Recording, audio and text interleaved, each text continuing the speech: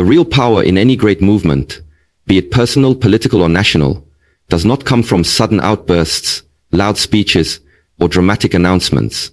True power, the kind that endures, emerges quietly, patiently, like water flowing over rock. It moves without making a sound, and yet over time, it reshapes landscapes, carves valleys and transforms mountains. The strategy to reclaim what has been taken, such as poke, does not lie in impulsive reactions or emotional appeals. It lies in deep, focused, and silent preparation. The kind of preparation that few will see but all will feel when it finally reveals itself. India and Israel understand this. Their relationship is not built merely on shared defense systems or intelligence cooperation. It is forged in a deeper understanding, a recognition of what it means to live in hostile regions, surrounded by adversaries, yet maintain internal resilience. Both nations know that silence is not weakness. In fact, silence is often a sign that something stronger is growing beneath the surface. Water does not roar like fire, but it endures longer, flows wider and impacts deeper. Fire burns out quickly. Water keeps moving. That is how real strategy works. It doesn't show its hand early. It doesn't reveal intention through words. Instead, it builds layer upon layer of readiness, military, diplomatic, psychological, and cultural. This is why strategic patience is so vital. It's not passivity. It's not indecision. It is the deliberate act of waiting until every variable is in your favor, until your foundations are unshakable, until your enemies are unaware of just how close you are to achieving what you've been preparing for all along. The story of reclaiming Poke will not begin with a headline or a televised announcement. It will begin with a series of invisible shifts, an increase in infrastructure near the borders, a transformation in global diplomatic perception, a shift in the narrative where the world starts to see the truth India has long held. It will begin with small decisions made in quiet rooms, with minds trained in discipline and foresight. And when the time is right, the action will not feel like an eruption, it will feel inevitable. This is how both India and Israel have survived and thrived through decades of geopolitical pressure. They do not always respond to provocation with retaliation. Instead, they study, they absorb, they analyze, and then they act, not react. It is this maturity in strategy that makes them so dangerous to those who underestimate them. Because the water that seems calm is often the one that runs the deepest.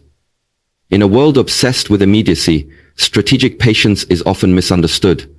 People want results now. They want revenge instantly. They want problems solved overnight. But the wisdom of water teaches otherwise. The river never rushes. It flows in its own time. And yet, given enough time, it cuts through the hardest stone. This is not a weakness. This is unmatched strength, because it combines consistency with intention. In reclaiming POK, the challenge is not only military, it is mental. It is a game of endurance, of reshaping international narratives, of reinforcing internal unity. And all of this requires time. Just as a seed does not bloom the day it is planted, a great plan must be nourished with silence, patience, and clarity. The louder the distractions, the more valuable the silence becomes. The more hostile the environment, the more disciplined the action must be. That discipline is not built overnight. It comes from years of cultivating national consciousness, from preparing minds, from building alliances that go beyond weapons. India and Israel have invested in this for decades. Their intelligence communities don't broadcast their victories. Their special operations don't seek attention. Their strategic movements are as fluid as water, quiet but forceful. It is in this very quietness that their strength lies. There is a kind of intelligence that never makes the news, a kind of power that does not need validation, and a kind of movement that does not need to be announced. These are the elements that make any plan to reclaim lost territory successful, not the passion of crowds, but the preparation of minds. When action finally comes, it is swift, irreversible, and devastatingly effective, not because it happened suddenly, but because it had been growing silently for a long time. So if you do not see the plan, it does not mean it isn't unfolding. If you do not hear about progress, It does not mean nothing is happening. Remember the lesson of water. Remember how it flows, unnoticed, until one day the landscape is forever changed. Reclaiming Poke is not a moment. It is a process. And that process is already underway. Quietly, patiently, powerfully. The alliance between India and Israel is not just a political convenience or a defense arrangement. It is rooted in something far deeper and far more enduring than transactional diplomacy. It is an alliance shaped by philosophy, by the shared experiences of two ancient civilizations that have faced exile, attack, division, and attempted erasure, and yet stood the test of time through inner strength, clarity of identity, and the refusal to surrender to external pressure.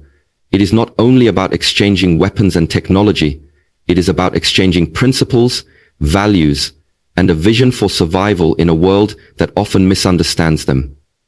Both India and Israel have learned the hard way that to survive in a hostile environment, one must develop not only tools of war, but also tools of wisdom.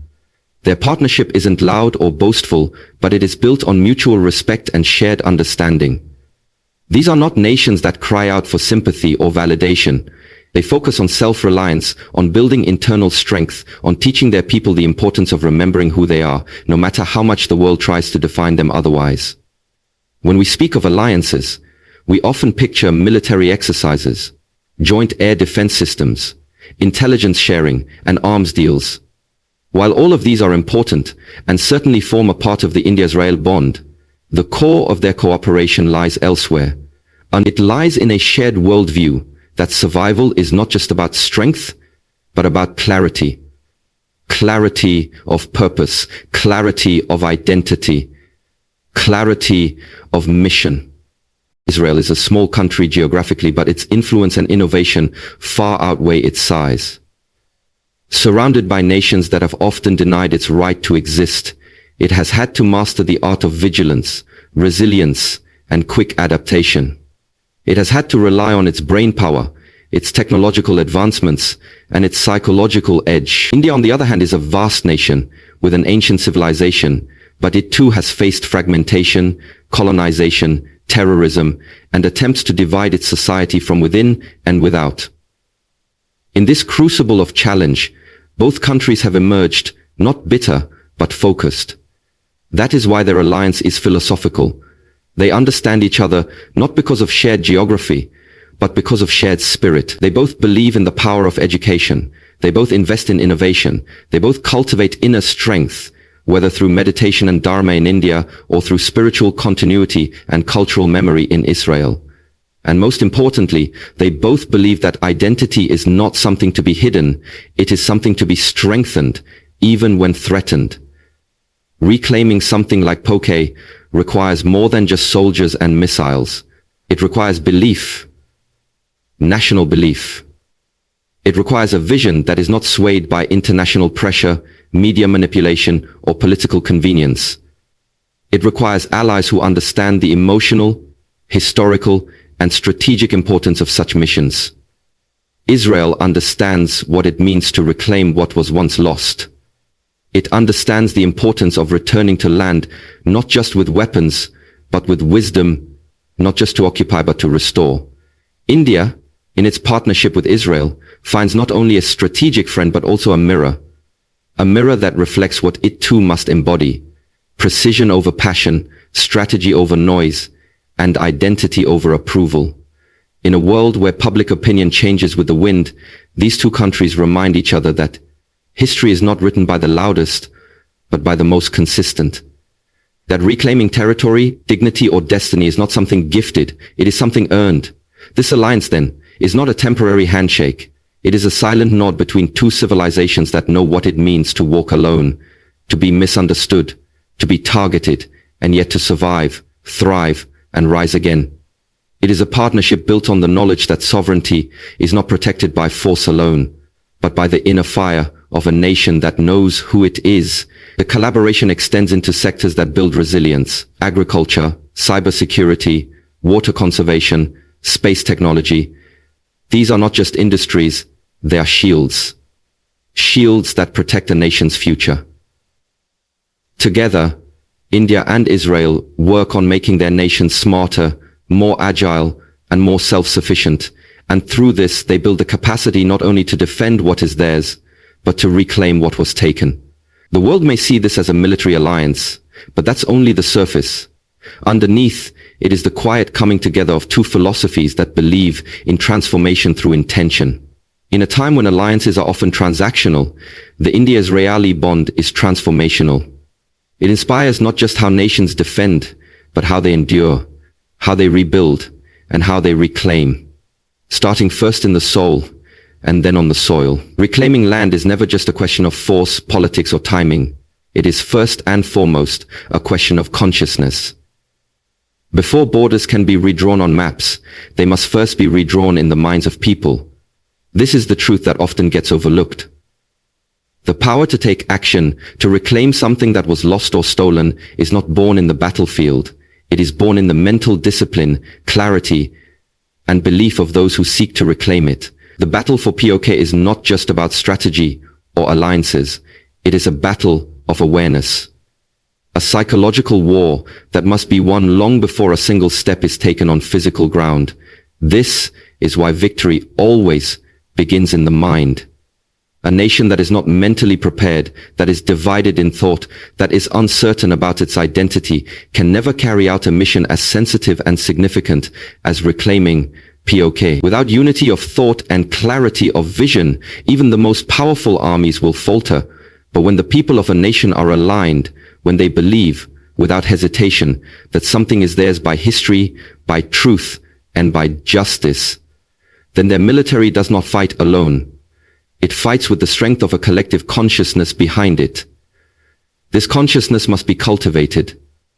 It does not happen automatically. It requires deliberate effort across generations through education, storytelling, historical memory, and cultural reaffirmation. A child growing up in India must not be told that POK is a distant issue that only concerns politicians or soldiers.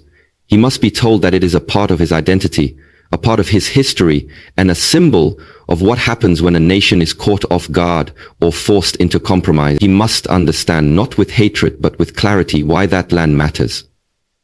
Mental preparation also means emotional control. There will always be provocations, political setbacks, and moments where action feels delayed. But emotional reactions cannot dictate strategy. The mind must be trained to see beyond the moment, to understand timing, to choose the right window, and to act when the odds are optimal. This is why spiritual and philosophical foundations are essential. Nations like India, with ancient wisdom traditions, have the ability to draw from a deep well of inner calm and strategic thinking. They do not need to rush. They only need to prepare. Victory is not simply about overpowering the enemy. It is about outlasting them.